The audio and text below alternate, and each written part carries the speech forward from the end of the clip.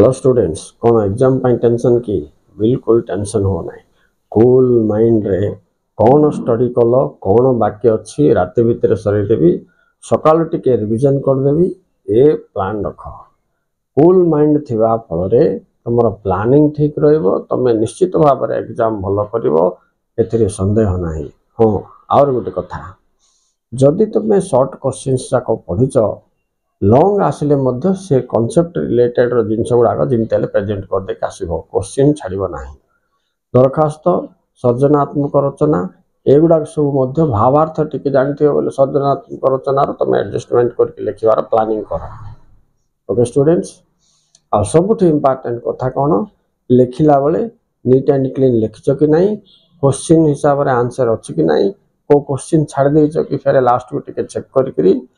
तुम्हें margin maintain करके भल करके लिख मु होप कर निश्चित भाव में तुम समस्त परीक्षा भल हम किंतु तुम टिके कूल माइंड रहा अति जरूरी कहीं तुम जी पढ़ीच से लिखिपार से सन्देह ना आ क्वेश्चन तो पिला आइदर ऊपर दुईटा क्वेश्चन ना तल दुईटा चैप्टर क्वेश्चन आसो पोएट्री भी प्रोज भी नन टेन टेंशन हबार किसी ना सर्ट विट क्वेश्चन तुम जब सर राति भितर सर दियो सकाल टे ग्रामर टे देखिदियो। ओके तापर सकाल 8टा पर रिविजन करने चेष्टा कर हिसाब से तुम एग्जाम प्रिपरेशन जारी रख। ओके आई होप निश्चित भाव में तुम परीक्षा भल हम तुम कूल माइंड रे परीक्षा अटेंड कर and I pray God to bless you all the best students. Thank you very much for watching.